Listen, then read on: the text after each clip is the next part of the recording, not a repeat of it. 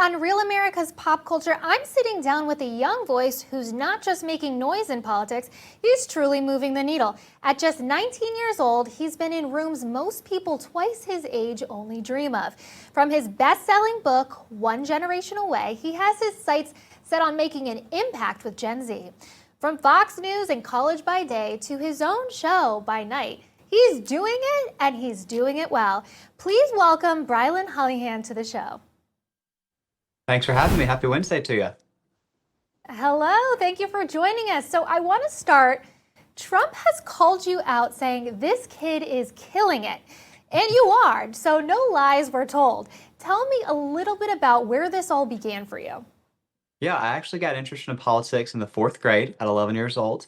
It was an election cycle where a lot of people were being pushed away from politics during the Trump-Clinton debates, and those actually drew me in. And I remember walking through the living room one night after finishing up some homework and seeing the president make one of those now viral remarks to then Secretary Clinton by just saying, hey, she was concerned with someone with the temperament of Donald Trump having, the nuclear button in office, and he said, because you'd be in jail. And I kind of stopped in my tracks and I was like, whoa, this guy is like not talking like a typical politician. The only politicians I ever knew were growing up with Bush and Obama being president, and they walked out with their talking point memo script and they didn't shy away from it. And this guy was different. This guy was unique. And I was like, I like this. I know nothing about politics, don't know anything about political parties. I was in fourth grade, but I started paying attention. And that paying attention turned into joining the movement. And at 11 years old, you can't run for office. You can't even start a Twitter account until you're 18. But I decided that I wanted to get off the sidelines and get involved. And I started writing articles. And those articles through the years turned into podcasts. That podcast turned into a book. I got to work for the president this past cycle to help deliver him the youth vote. So it's a full circle dream come true. And what I just want to say to you is so many of my peers think that the American dream is dead. The American dream is alive and well. I'm living proof of that. In no other country could an 11-year-old join a presidential campaign and help catapult that back to the White House in such a surreal election cycle. This is only possible thanks to the American dream. Absolutely. I love that. What a great story. So I want to talk to you. My show is all about the intersection of pop culture and politics. Yeah. How do you think it is for young conservatives showing up right now in culture? Are we finally reaching a point where conservatism is cool? Because I think so, but what's your take? Absolutely. I love to say that the election results last November were a referendum for the president. It was a good win for the president, but it was also something else. It was a rejection of wokeness. What we saw when Gen Z got off the sidelines, went to the ballot box, a generation that previously didn't pay attention to politics, much less actually vote Republican, actually went to the ballot box and said, hey, we're tired of this woke nonsense and propaganda being shoved down our throats. It all started during COVID when Gen Z saw just how bad big government was at its worst. And we started to wake up and smell the roses to the fact of maybe the government doesn't always have our best interests at heart.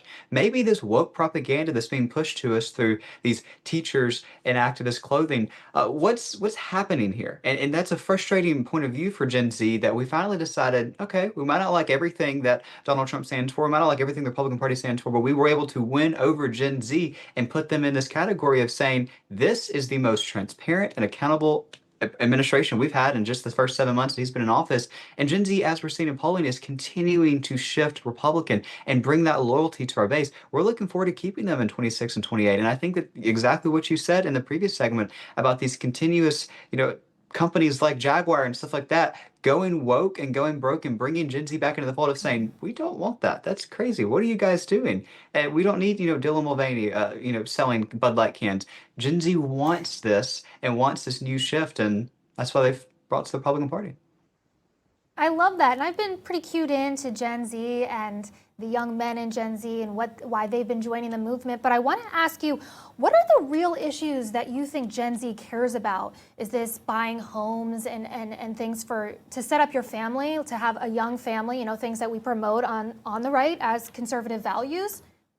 Yeah, it 100% is that. You hit the nail on the head. It's hard enough under Biden's economy this time last year for the average American to make ends meet. It's even more challenging for somebody my age coming into college, coming into life for the first time as an independent adult to get your start under Bidenomics. And so that was kind of a frustrating point where I specifically remember a story. I was speaking in Dallas, Texas, and I decided to go travel and do some street interviews on SMU's campus that day. And talk to some young people, talk to actual college students face to face, not listening to polling or think tank groups, and ask them what the number one issue they were going out to the polls for. Didn't ask them who they were voting for, nothing like that. Just why are you going to go out and vote? Every single person on that college campus said the economy, because they couldn't make ends meet under the current economy. Regardless of how many people on social media told them that Biden and Kamala were the future of America, they genuinely couldn't have a future in this country because of how bad the economy was. And that night, I went and gave that speech in Dallas to a GOP fundraising group, and I shared that story. And somebody said, well, that just can't be true. Gen Z doesn't care about the economy. Their parents pay the bill for everything. That's just not true. And I said, no, those college students on SMU's campus are the ones that are paying for their gas to go on road trips. They're the ones that are paying for their, rent bill. They're the ones that can't afford cable and they're having to do streaming services and stuff like that because they can't make ends meet. And they're the ones that are taking second or third jobs as baristas or Uber drivers just to afford their classes nowadays. And I said, this is kind of a point where Gen Z is saying, we're fed up with this. This is not the life we were told we were going to live. This is not the American dream that we were promised. And thankfully, they rejected that. And we've seen a completely 180 turn of the economy in the past 7 months. And I think that results are how we keep Gen Z. It's not any trendy buzzwords. It's not a joy-filled social media messaging campaign like Kamala tried. Results are how the GOP keeps Gen Z in the midterms. And so far, we're on a pretty good track for that. Yeah, no, that makes a lot of sense. And I think I've seen your Instagram. I've seen you having an impact with Gen Z. So congratulations to you. You're making waves.